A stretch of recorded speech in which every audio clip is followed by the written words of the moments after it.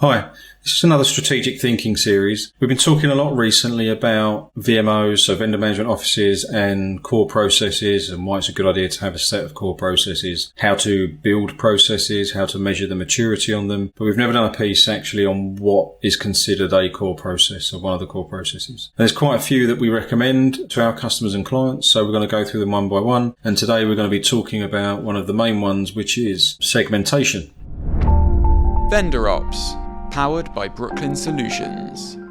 Everyone likes to be treated equally, but unfortunately in a supplier sense and a vendor sense, that probably is never a good idea. There's only so much resource that you have internally, so to try and treat all your suppliers or vendors equally is probably not a good idea. Some of the best practice approaches that there are out there and some inspiration that you can get from others who have gone before in this space, there is a Kraljic model and there is a Kenton model. We will include these links in the description below on the YouTube channel. But ultimately they come down to the same thing. There's several measures that you can take as an organisation or put in place, like a scoring system to determine generally how critical a vendor is or a supplier is to your business. So if they were to be impacted or stop supplying you with whatever they're contractually committed to supply you with, is that going to have a big impact on your business or not an impact at all? Or is it going to be up to sort of catastrophic to your business? And through a series of steps, being able to score them out in that manner. And then commonly what's done after that is how much money you're spending with supplier, how strategically aligned they are with you. So if it's a lot of money you're spending, if they are very embedded in your strategic plans and your ability to strategically execute, they might not be operationally critical as such, like in the hour to hour, day to day, but they might be strategically supporting your organisation and your company and where you're going as a company vision, etc.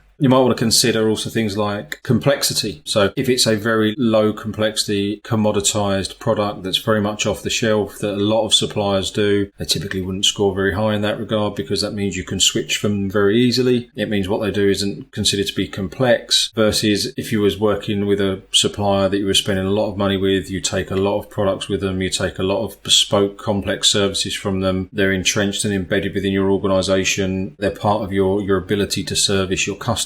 They would be really critical to your function and then thus very difficult to move away from quickly. So all it boils up to is that the more important and critical the vendor is and the supplier is and what they do, how hard that is to then switch overnight, plus the money you're spending with them, would decree that they sit in this more important bucket. And then you have a bucket that's more important, or the most important, should I say, than critical to less important to somewhat tactical and commoditized. What that gears you up to be able to do is putting these in 4, 5, 6 buckets, whatever groupings you define. It gives you the ability to set governance for that and cadence and frequency. So what I mean by that is your most critical suppliers you probably want to meet with on a, if not you're being embedded and working with them on a daily basis, you want to have like governance led meetings with them at least sort of on a monthly basis, we would say, if not quarterly. You'd talk about a set really comprehensive agenda that checks things like performance, contractual delivery, risk, etc. We can come on to those in later videos. Versus all the way down the other end, the transactional, you might only meet with them, maybe not even a year, you might meet with them only when the contract you're currently on is expiring and you're looking to extend and thus or cancel. Might be the only time you meet with them. Other than that, it's just a business as usual, commoditized service, and you don't do any governance with them at all. And in which case, we'd always recommend that you do some kind of level of digital engagement with them. So you let some kind of digital platform talk to them on a regular basis for them to be able to at least feedback whether they're on target, business as usual for them, and providing it is, nothing happens. If it isn't, then it flags you to go and have a look at that supplier. But that's outside the realms of segmentation. So segmentation, bucketing your suppliers and your supplier landscape into meaningful groups that then you can apply a set governance structure around each of those groups. What that allows you to do is be really efficient with your resource. So your team doesn't need to be too bloated because you're managing those that need to be managed closer in a better manner, and those that don't, you're not doing much with. So it's optimizing efficiency for your internal team. And it's the first process that we would recommend any vendor management office or supply management function put in place to be able to differentiate between the suppliers that are in their scope.